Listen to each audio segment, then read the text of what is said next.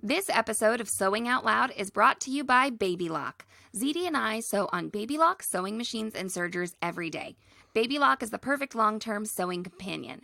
Their machines are reliably built, and the company is on the cutting edge of sewing technology. Just wait until later in the episode when we tell you about how you can use the camera on your phone to achieve perfect embroidery placement. Welcome to Sewing Out Loud, the official podcast of ZD Sewing Studio. Here are your hosts, ZD and Mallory. Sewing Out Loud. Hello and welcome to the podcast. I'm Mallory Donahue. I'm ZD Donahue. And ZD, this is your circus, your monkeys. This It really is my circus. I feel like we just did some practical episodes about home deck, but some of it was a little, what do I want to say, cerebral, like conceptual. Yeah, well, it was. We talked about how to go about, how to do, what tools we needed. Sure, but this one is super cerebral, okay? So it's about the creative process. This is more esoteric, I would say. So we're going to start off talking about inspiration, right, Mom? Right. We're hitting on the creative process here. How does this happen? What makes you sew? Right? I need this. You need this? this? You to tell me how to creative process. I'm ready. Well, I think it's different for everyone. Okay? Don't you I have to figure it out for myself. Okay, I'm not sure. I guess what I'm saying is I don't think there's a formula. I think it's like many things. If it's a process, there's probably stages, but the stages all don't have to be 1 through 5, or they might not always be in order, or you might visit one and then the other and go back and forth. Well, I think as we start this off, we both are creative in a few different ways, but sewing is a little different, I think, than some other creative processes. Because of the type of thing that comes out of sewing, because it's partially practical. It's almost right. Yes, it's. I mean, well, I guess it's almost always. I mean, if it's not planned to be a specific piece of art to say hang on a wall, right, or hang from the ceiling, or wherever you're going to hang it. If it's not just to be observed, generally sewing turns into something with a practical aspect. Yeah. So we're going to cover inspiration today. So the first thing. Let's kind of start talking about like the need inspiration or the occasion inspiration. Okay. Because that's where you get your real practical stuff, right? Like I need... It depends if people consider like a circus costume practical. It's the most practical thing I've ever heard of. Actually, we're recording this like in October, so there's also that. Right. No, it's the big costume. This is considered by the sewing industry the biggest month of sewing of the year. Oh, it is. Now you might have thought like it was November for, the holidays, but no, because people make costumes. And the thing about costumes is, I think why there's so much sewing is costumes can go from down and dirty, I hardly know how to sew, to pristine and, exact, right? Yeah. So, and they're still enjoyed. Yes. So we talk about need. So someone might ask you, like your daughter might say, I want to be a spider with 7 purple glow-in-the-dark eyes. Right. And you proceed from there. And that is... Well, yeah, where do you proceed from there? That's the first step in the creative process. However, there's also maybe the little more nebulous creative process where you're saying, I am going to sew a circus costume. Right. So you get... Where maybe you can obtain a picture. Yeah. Right? Yeah.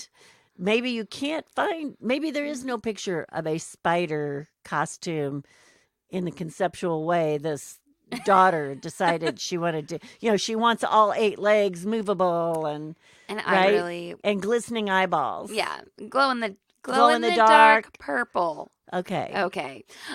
So there's that. And then I'm already getting ideas on how to do that. But go ahead. We're heads up. We're sewing Halloween costumes this weekend. Right. So we have a need there, but your circus costume also, we've talked about this several times, your aerial costume. We're talking about aerial arts right now. Yeah. Your aerial costume you have needs for how you want it to look and how it has to perform how under it has to pressure. perform and function under the apparatus that you're on. Right. Yeah. So there's functionality there that you then start to take into consideration. But sometimes the inspiration you have written down on your list can come from the materials. Right. Okay. So the fabric, Fabric. Inspiration can initially even come from fabric. Oh, I see this and I want to make something out of it so desperately. Or I'm going, oh, I've got to come up with a costume. And then you start looking at fabrics. Yeah. Right? I feel like there have been a lot of posts in the group lately where people are showing us a picture of fabric Right, and and they go- saying, I love this. What do I make out of it? Right. Which that is, okay, this is where I wanted to bring up the difference between sewing, the way we sew garments, okay, Mhm. costumes, the way ZD and I sew, and Right. like painting. So if you're a painter, even if you are, have under your belt oils and gouache and watercolor, and Charcoal things and like that, whatever, or right. whatever. It's like the material is something you can get to know really intimately, and there are innovative things you can do with it. I was going to say there's ways you can manipulate it. Right. Absolutely. Endless ways, really. Endless ways, Right. Or yes. combine it. Different Right. and onto different papers Right. or canvases or Right. whatever. Like, I'm well aware of this, but in the sewing world, it's like you are at once limited and then also empowered by the selection Right. of fabrics. So when you go to paint, you can mix up the perfect color. Right. And when you go to pick fabric, sometimes you can't get the perfect color. You can dye, you can, Right. do this, that, and the other thing, but like there's a difference there. There okay, is. Okay. Well, and then there's all of the other characteristics. Yes. Does it stretch, or do you want it stretched? Do you want it stable? How much do you want it to stretch? Do you want to open weave? Do you want to close weave? Do you want a heavy fabric? Do you want a light fabric? I mean, And that's should I go why- on? Do you want something where the ends are going to ravel Well, on that's purpose? exactly what I wanted to bring up. Right. That's why the question gets asked in the group. Right. I have this fabric. What should I make? No one goes into a painting group and says, "I just brought cerulean blue. What should I? What can I paint?" do with it? You know, Right, no, right, right, that's right. not what happens there. Right. I mean, it could happen, but yes. So if Well, it someone's- also doesn't mean someone doesn't buy a tube of paint and go, I just like this Yeah, color. oh, sure. I'm just getting Oh, it. sure. I don't know when I'm going to use it, but I've got to have it. Yes, Right. absolutely. So when you have a person who may not completely understand how fabric works, Right. because I would say that objectively there may be more ways to mess around with fabric than Or screw it paint. up. Or screw Yeah. it up. Then you get all of these variables, right? They can't make a leotard out of the woven silk. What did that Actually, person you just- can. You I just mean, can't move it. Of course you can. Because we used to. And you can Right, make Right. actually you just don't anymore. this is probably someone's art already where Right. they like make leotards out of fabric that doesn't stretch and it's a garment and it's beautiful but it's Well, useless. No, and that's honestly, But- as a child, Yeah. that's what I performed in. Yes. We did not have, if we wanted a satin shiny leotard, it was made for us. Right. Okay. Right. And it was made specifically, man, and you didn't gain any weight or lose any weight or anything in the meantime. The only thing that was elastic about it was around the leg openings. Right. And maybe you had an elastic strap that they, made your skin tone. So sometimes that knowledge though is required when you're inspired by fabric. Right. Right. Or Right. if you want it to be usable or you want it to be Right. what you want it to be. Right. Don't you remember customers coming in and saying, I really wish I could make a blank out of this fabric, and we had to say, actually, this is not the appropriate fabric this is for gonna, this. or this is going to be your problems if you try to do if that. you try to do it. Right. Mhm. Now, and then of course with fabrics, there's all of these super duper cool things you can do with them. You can shred them, you can paint them, you can add Right. texture, you can You can whatever. stabilize Uh-huh. a stretchy fabric. Yeah. It's it's difficult to make a stable fabric, not stretchy, but you can take, I have taken knits, sewn them to a stable fabric. Right. Something that stretches so that it won't stretch. So that the inspiration that you had could be carried through Right, there. because So, the effect and the texture was on that knitted or stretched fabric, and it wasn't on the woven, but I needed a woven for what I wanted to do. yeah, and there's, the need also, or the inspiration that comes with garment sewing, Right. from your body. Right. Or a bag maker is inspired by whatever needs to go in the bag. Right, and usually you don't want a bag to stretch. I mean, yes, normally, Well, with the ZD and I are very aware that there are no absolutes. there's no absolute, but Again, I think this is where my, little ditty comes in about know the rules before you can break them. But you can break them, or there can be exceptions. But knowing the rules is what gets you there. Yeah, it's sort of like, with painting, or, in the traditional sense, you're kind of like visually depicting something, whether it's, abstract or whether it is, objective. You're depicting something versus with sewing, you might be clothing something, you might be you could be like filtering something, you Covering could be carrying something. you could be absolutely. Well, when you said that about filtering something, this came up in our last showcase, I believe. We had to rent some drapery, and they were black, and behind that drapery there was a big open area that actually had light coming in. There was nothing we could do about it. We do these recitals in a brewery because of ceiling height. And everybody was, oh no, we can see through.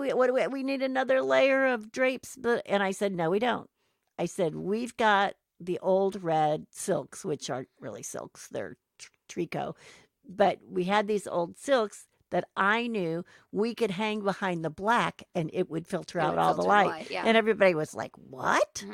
And I said, the red will take care of all the light. Because the problem is we're backstage and people could see, you could see people moving through the black drapery. And the only person that came up and said, she's right, was somebody from theater. Yeah. They knew that. They got it.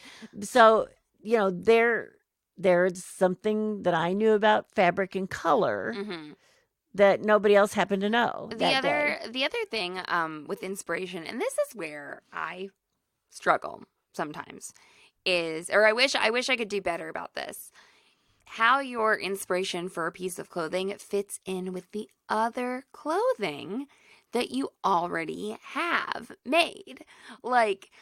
I wish I was a little better about having a cohesive, more of a capsule type wardrobe. I don't want a capsule wardrobe because I know that's not like me. Right. But it's I wish that I want to make an effort to contextualize a little more, and not to limit myself, but just I made this pair of pants, let's make a couple more tops that I know will go with it, or something like that, but sort of prioritize that a little bit. Or I know that I'm wearing out my 2 favorite pair of leggings, right?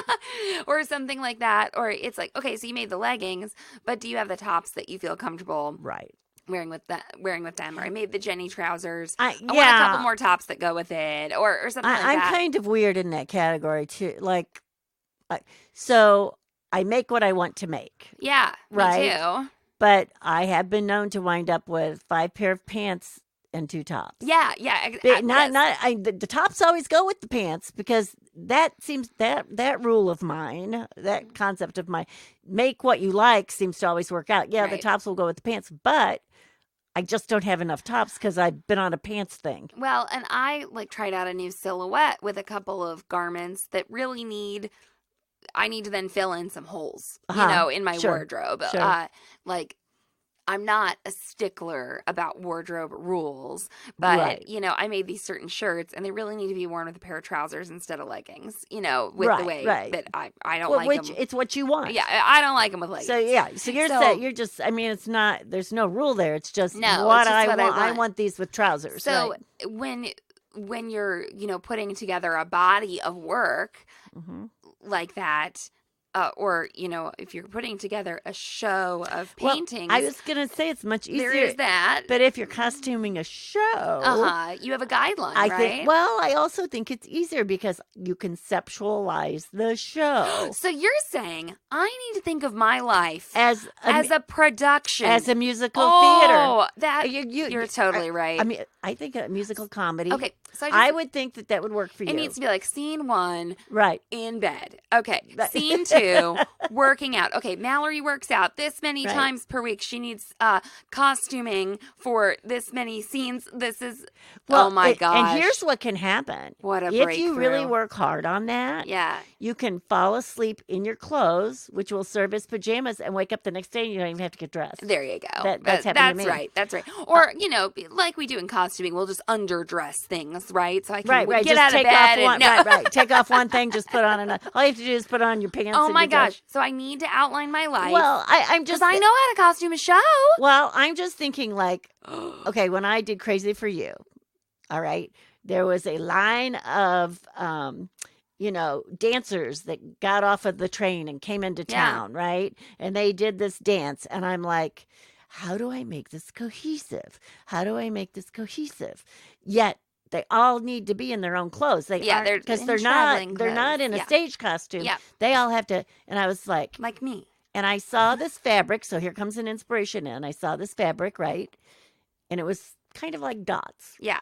Okay. It wasn't polka dots. It was dots because some were bigger and some were small kind of thing. Sure. Okay. And I'm everyone will be in polka dots. Yeah. Okay. And everybody's going to have white gloves and everybody's going to have a hat. Okay. And that's your framework. Right. Now, what my dots turned into were I had fabric with stars all over it. Okay. You were okay with that, yeah. Well, yeah. I mean, they weren't all real polka dots, but they were all dots. Okay. Okay. And I laid them all out, and made sure I had colors that I like together. And I had solids in there. Yeah. Yeah, I mixed solids in with each dress had solids in it too. Okay, so sometimes you just need to hear something a little different way. And like a capsule I'm just going to go back to me before we take a break. I'm just going to talk about myself a little bit more. Oh my God, I know. A capsule. You guys, wardrobe, I have to live with this every day. Yeah. She talks about herself. Every day, so a all the capsule time. Wardrobe sounds. I know it doesn't need to be limiting, but it sounds like a lot of clothing that sort of, can do double duty or be mixed around or which is fine. But it doesn't, it just doesn't jive with me. But if I can sort of outline my life a little bit, like we've talked about like a musical in comedy. The costuming series, right. That's what I need to do in order to sort of guide. And then, sometimes I get inspired by something and I think, oh, but I'll never wear that, or where will I wear that? I can see where I can fit it in.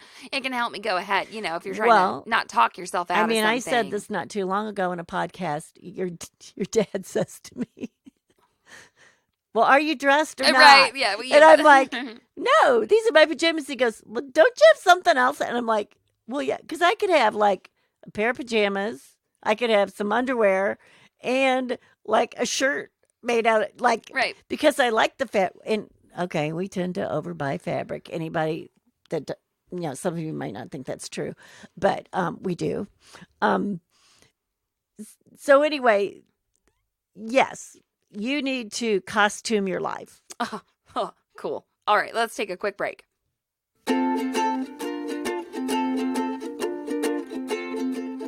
Mallory, I'm always impressed with Baby Lock machines, and I always think, this is the best. You can't get better than this. And then guess what happens? They make it better. Yeah. Actually, you know what happens? Okay, they put a camera on their highest end machine, right? Right. So let me repeat this. There is a camera on the machine. Yes, and I can take a picture of my manicure if I want. Yes. So they put a camera on the machine so you can scan what you're going to embroider, But then what they did now, they've made the technology even more accessible. Okay. Okay. So, how can they impress me? Well, instead of having the machine with the camera on it, if you don't have that machine, the new Altair and Meridian machines let you use an app on your smartphone to transfer a picture of your project wirelessly to the machine so that you can have this perfect positioning on other machines as well. So not only, I mean, they've just made the technology even more accessible to everybody. I'm like living in a fantasy world. in the future. Yes, the future is now. The future has happened. I have a communicator on my wrist. That's right. You know, That's right. I mean, okay, so I don't know how much more I can be impressed. Yeah, I think that the launch of the new Baby Lock machines right now in 2019 might be more impressive than the Apple releases that are going on. So if you want to see these machines in person, you can go to babylock.com and you can use their retailer locator to go see a machine at a dealer. And that's another thing, of course, we love about Baby Locks, right? Are their fabulous dealers, they're independent retailers. So yeah, and then I guess we've gotten to a place, maybe the closest we're gonna get to Baby Lock naming a machine after you. What? Yes. They named a machine ZD?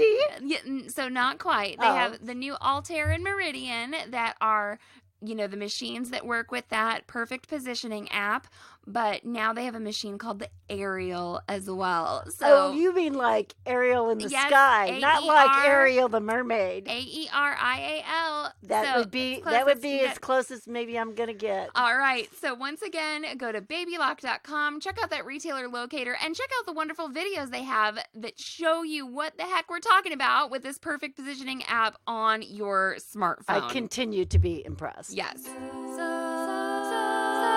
Sewing out loud. All right. This next part I don't like. I love getting inspired. I love making things. I kind of like this part. I know you do. That's why you're better at doing things than me. Oh. I know. I absolutely. I can whittle things out of pool noodles. I absolutely know that you're good at this. Planning. Some level of planning has to happen. I mean, even if, okay, I've come up here, I've gotten inspired by a piece of fabric, and then I've like, by the end of the night, made my thing. Well, also, fortunately, you have seen me plan things, and you got those in your library, right? But I guess what I'm saying is, Right. no matter how short the process is, you have to make a little bit of a plan. You're going to say, I'm gonna cut this out and then sew it. You know. Well, or you could be going from a plan you had before. Yeah. You know, say, I'm going to make a zippered bag. I know how to make one of those. I just need this. Right. There is, no matter how much you want to reject the idea, like I might want to reject the idea that planning has to take place. You, me, one wants to reject that idea. You definitely have to plan a few things. Yeah. Do you have the tools? Do you have the sewing machine? Do you have the threads? Do you have what you're going to cut with? Do you have enough fabric? So you have to plan some of it, Mallory. So you have to. Also, you have to plan depending on your environment. What if your cutting table's not up all the time? Exactly. I mean, maybe this is why I'm kind of a bad planner, because I always have everything at my disposal because I'm spoiled, right? Yeah. I'm like, oh, well, I'll just cut out fabric any old time because there's an 8x4 foot cutting table over there. Right. Waiting for you. Exactly. With multiple cutting tools with underneath all these cutting it. tools. Right. So you can simplify your planning process by having as much stuff like available and ready to go as you can. Right. But then you do need to figure out what kind of materials or if it's not ready, organize. Yeah. So what if you get inspired by a piece of fabric, but then you need to have buttons for the project or a zipper or something like that. That's where I think sewing gets into that little bit more like practical. Well, you're inspired to paint something, you get out the brush and the paints. Well, here's another thing. I mean, and, we have a different, like you said, our studio is intact. Yeah. Our studio is big. Our studio has a lot of supplies. We also have accomplished a lot of skills.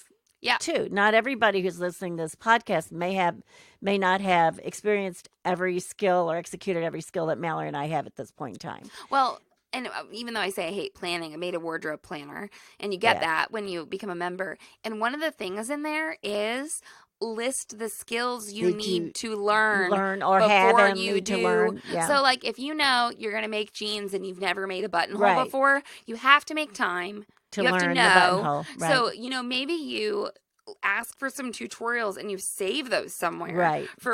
Because you don't need to know how to make a buttonhole before you cut out your jeans, maybe. Right. But you need to know what you don't know. A Right, little bit. right. You need to know, I'm going to have to figure out. Yeah, I was just thinking Yeah. I just made a bunch of capes, Uh-huh. right, for costumes, and I didn't worry about how I was going to finish the neck. Sure. Like I didn't worry about if I had the right fabric or the right bias tape or what. I just looked for yardage, got my yardage out, said I needed this many. Okay, cut them out. Made them, and then I was like, okay, how am I going to finish the neck? Because I knew I had options. Yeah, I knew how to make bias out of You can make that decision fabric, and later. I've got 50 million pieces of fabric. Well, here, and sometimes when I know I'm going to make something and I'm going to need a button, I know how Right. many freaking buttons we have, and I don't worry Yeah. about it.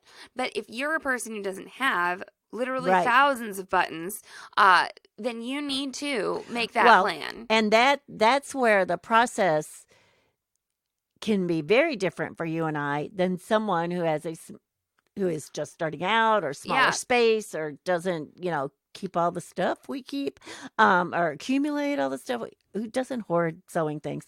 Hey, no. No. What is Who doesn't have a fully stocked what is library? the non-clinical word Yeah, for because hoarding? we're not hoarding. No, I mean, no. We use we're in a healthy environment. We do know where everything is, kind of. Yeah, and but hoarding is, of course, a very valid, like actual right? Like it's Actually, in the DSM. I don't know if it is or not. It's because it's Well, pretty new. There is a Here's the problem. The word has changed meaning. well, it also there's a lot of discussion online about not joking, sort of like that you're a hoarder. right. Now we do though objectively. I mean, I would say we hoard We sewing accumulate. supplies. We would keep anything that came in. Yeah, we accumulate. almost. Well, not always. We've given lots. But of we stuff do away. keep. Yeah. We keep a lot. We yeah. keep stuff for future use. We're like dragons. We have There a you go. hoard, There you like go. of sewing supplies. So anyway, But anyway, I guess why that wasn't a tangent, was it, anybody? Was that so a you're gonna have to tangent? plan your materials though a little bit. You're gonna have to plan your your time. Right. And so what, when I started sewing, I don't know if you have had this experience as much as a lot of other people that Uh-huh. start to sew. Because when I started to sew, there was nothing in my household. No one sewed in my household. Right. There was nothing. So I had to go and pick a piece of fabric. And then I literally had to buy like plain white shirt buttons, things like that. Which I just think I will reach over there and grab plain white shirt I buttons. right? remember that we had, this was actually after I started sewing, but we had, home ec project, and it was like a drawstring bag, and you were supposed to bring in a half a yard of fabric, right? Yeah. Now, I did not have a half a yard of fabric. I was buying exactly how much fabric I needed. Uh-huh. So it meant I got to go pick the fabric I wanted. Right. But all these kids came in and they're like, oh no, my mom just had this hanging around. Right. I didn't. All of these people had a half a yard of fabric in their house that was extra. And at that time, I didn't. I'd only been sewing for like 3 or 4 years. Mhm. And I was buying exactly what it said on the pattern envelope at Right. the time. So, and I didn't have an extra zipper, and I didn't have an extra drawstring, or I had to go buy thread to match Yeah. the fabric. I never buy thread anymore. I have thread. I don't buy thread to God. match my When's project. the last time we bought thread? Well, we bought a lot, so that's why. That's right. And I rarely buy a zipper. yeah. We have our stash of zippers. Cache. We have a cache. That's what we have. It's a A zipper CACHE. A zipperbrary. A cache. So we have a cache of, fabrics, of notions, of tools. So other people don't. You may want to put grommets in something, and you're going to have to start from zero. Yep. When you do that. Yep. You have to learn what you need, decide what size you need, decide what kind of tools you need. So the tools, with the creative process in sewing, they're very integral. And in order for you to come up with a creative product at the end of this, Right. you do have to do some planning. Like I had to make these things. This was funny. I had to make these frogs. I don't know if anybody knows what a frog is. Is it closure? No, What? it's not. So there are frog closures. This is something that holds a sword. Oh, okay. Okay. And I was trying to figure out how I was going to make these for these people, like last minute. Pool noodle. No, go ahead. Yeah. Oh, just thinking about pool noodle. And so they're a triangle with some loops on two sides where it Right. goes on a belt Right. and it holds a sword, It's like a holster for a Yeah. sword. And I literally just had to think and think and think a while. We talk about doing things in our sleep. I We know talk that about I doing got some things text about this. I on a can't walk. remember. Do we Yeah. have this? Do we have that? Yeah, I Something. was trying to make them out of vinyl. I made them out of denim, instead. And anyway, so anyway, you do have to do some kind of process planning or sketching out sometimes to make sure you're doing things in the right order. Right. Because sometimes you think, oh, I could do the buttonholes now. Mm-hmm. And then you realize you shouldn't have done the buttonholes Right. because you have to hem the shirt, Right. or whatever. So that is something that you need to kind of. This is where reading the pattern all the way through first. Yes. You So know. if you don't have a pattern and you have to come up with a design, you may really need. I do a lot of this, like right before I go to sleep at night, Yeah. and I have a notebook that generally I usually wind up sleeping with it. That I will make little drawings or I will make little notes that says make the buttonholes first Okay. or something like that. I went to I we talk about how we work out problems in our Right. sleep. I went through our fabric library in my sleep. Oh, that's really I hard. I know it so well, but like in my dream, as I was thinking about fabric, my dream was that I went to the shelves and I was looking Going through it, and it was right. really there. I mean, it was almost like a lucid dream, Right. And so it was like, okay, yeah, I'll use that. We've got that fabric, Right. I'm like, oh Well, my gosh. And here's what I will do sometimes in that notebook. I will write, I'll do one and I'll skip 3 or 4 lines and I'll write one. This is what I'm going to do first. Then I'll skip 3 or 4 lines. I leave a space and then I write 2 and this is what I'm going to do next. Because 6 may become 3 and 3 may Yeah. become 4 and I may have to switch or I may have to add a step in there I didn't think about. Oh, I didn't finish the edges. I need to write in here. Or Yeah. Think about, Yeah. if I'm going to if I want this finished, it's going to have to be It's gonna have to be finished in here. here. So especially if the process is new to you, Mm-hmm. you may need to do that. But writing something down. Again, now we have our cell phones. We can take pictures of things. Right. But I think the planning will make you much happier when you get to execution. Yeah, of course it will. I mean, and who hasn't gotten into a project where then you forgot to do something? Well, when I used to do a lot of big troop costuming, like say I had to make 33 costumes that were all the same. Oftentimes one of my daughters would be in that troop, so they would get the prototype. I always said, you're getting the worst. prototype. You're getting the worst costume. You're getting the prototype.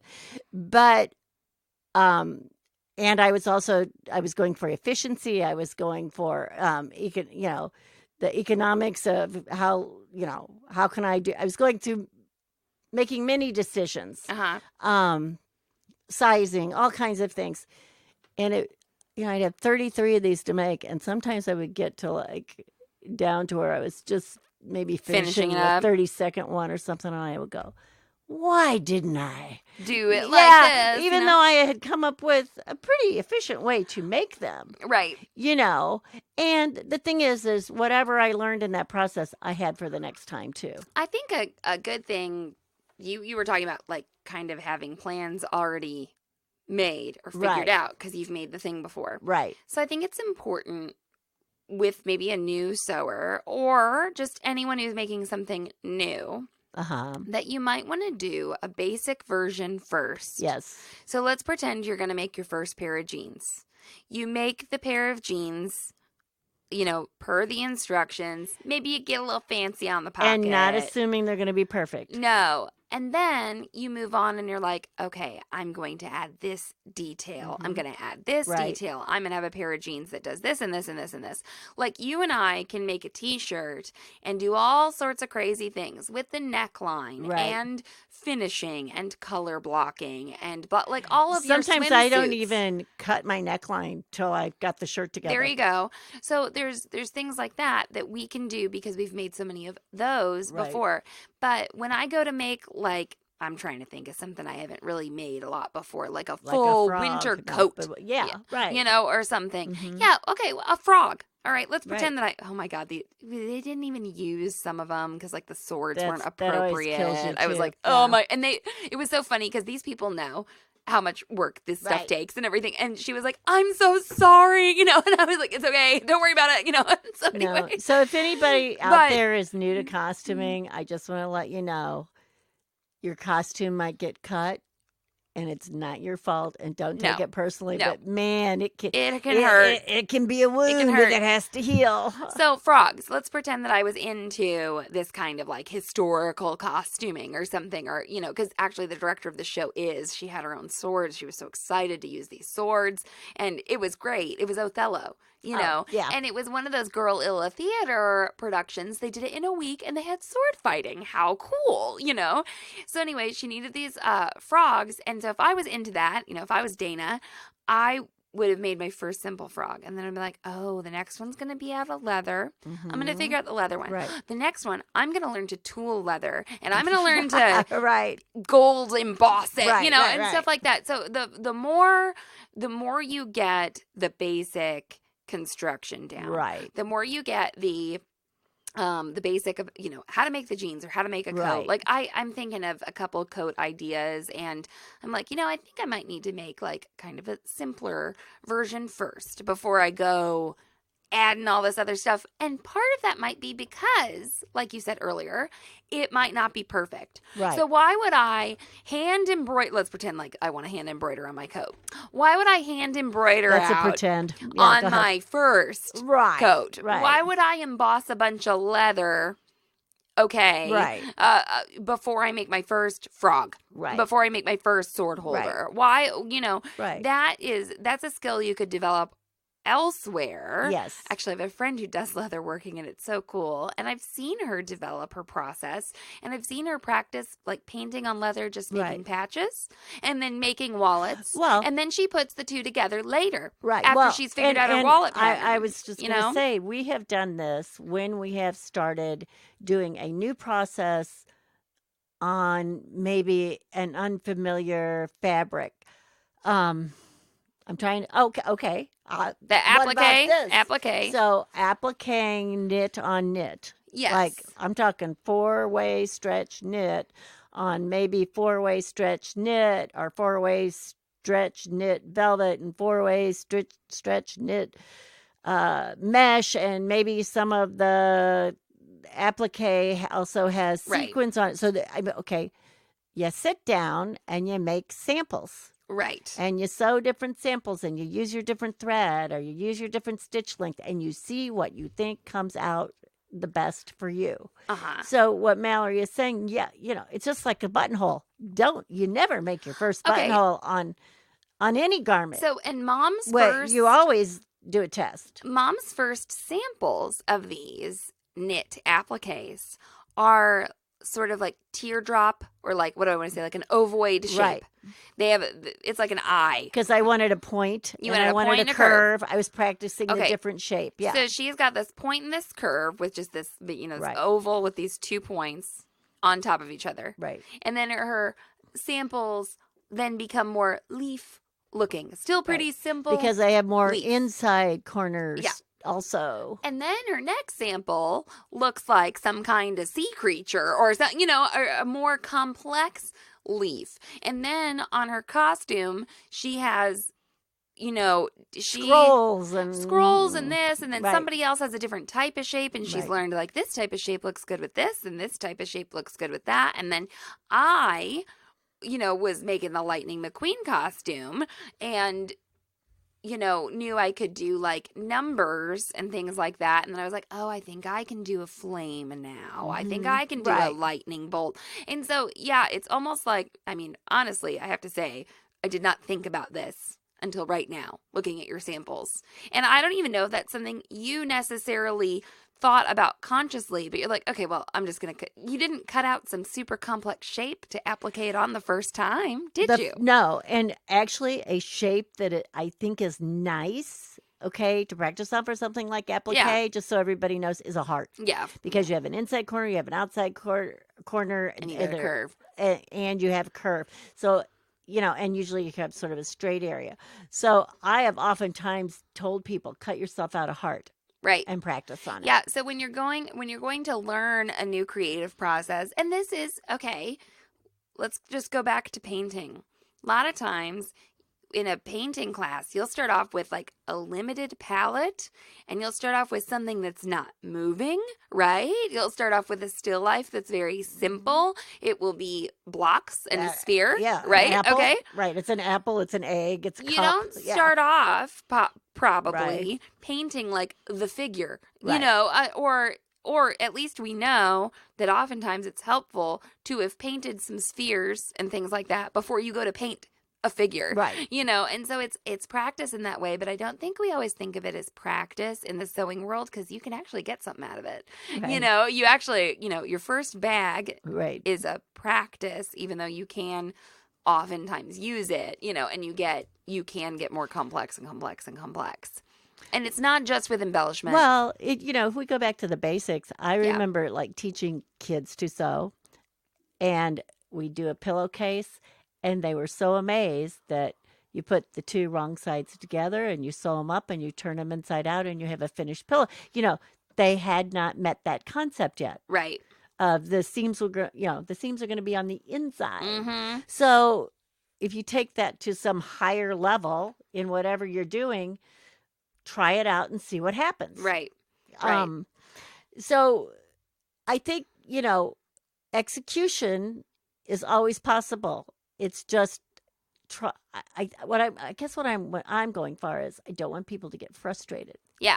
And if there is a little bit of practice, if there is a little bit of, another thing when I was doing those, all that knit on knit applique, I usually in the olden days, when I first started appliquing, I used fusible. Yeah. And I could not use fusible on these things. Uh-huh. Right? Because they would melt. Anymore. They melt and stretch. And there was all these, and I wound up using it. I looked all over the place, looked for, everybody was pinning. I was like, I'm not going to be doing that. First of all, I didn't want the distortion of the pins. And I wound up with basically a temporary spray is what made me happy. And I did that, and I've come up with a process that's so simple and easy. Mallory and I are using it like all the time. Every day. Yeah. No. Yeah. In fact, I've kind of gone not quite every day. Gone spray adhesive crazy lately. Yeah. So just keep that in mind as you go along. I think there are lots of different people who have different thought processes. Mm-hmm. Some people who want to go big right away, and some people who are like, oh no, I need to build up. And every once in a while, I'll be talking to somebody. I'm like, well, go ahead. You can put piping in that, or don't be afraid to, add that little thing if you want it. But then with other people, I'm like, hey, slow your roll a little bit. I'm on the end of the spectrum where I need to slow my roll a little bit a lot of the time. Yeah, Mallory likes to. I like to just go big or go home. Well, and which is not always great. You've got to prepare yourself for disappointment, I think, for it not to work. Yeah. This isn't really a disappointment. It's a step in learning. This isn't going to work this way. Or you could. And you know what? You may draw from that later on something else. Yeah. No. Sometimes there's a mistake that's made and you're like, hey, that'll work. No, appreciating all your experiences is good in that way. But yeah, I think sewing is different though, because I think a lot of people think that it does have to be perfect, or if you can't wear the shirt, because you can always hang the canvas on the wall. That's right. The canvas doesn't become unhangable trouble because you didn't shade something right. Right. Right. And, if you can't get the button through the buttonhole, or you can't get the shirt on the body, or, it's kind of a loss. Seems pretty end of game. It feels there. like a Yeah. loss there. So that, you want to stand back and go, oh, wow, I did it. So I'm telling you, if you have not listened to our podcast about how smart people sew, yeah, you need to go back and listen to it. And And- all the things that, you have to be able to do, and, the variety of skills and the knowledge you need to pull together and everything.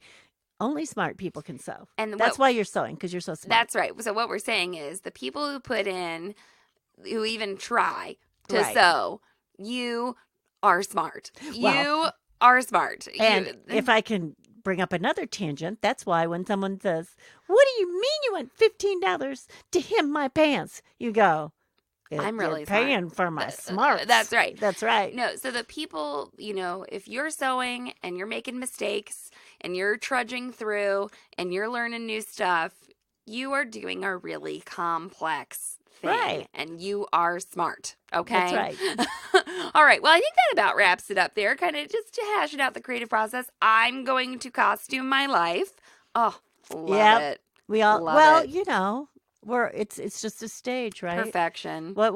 Tell me what Shakespeare's quote was. All the it's world's a stage, and we're stage. the players. Whatever. Men, players. Well, should have looked that up. Okay. We can look that up. Sorry about someday. that. I hope Dana doesn't listen. She's the director. Does of she know Othello. everything she's about a huge Shakespeare? Right. fan. And anyway, all right. Well, you can get to us on Instagram. We are at SoHereCom, and you can email me at Mallory@SoHere.com.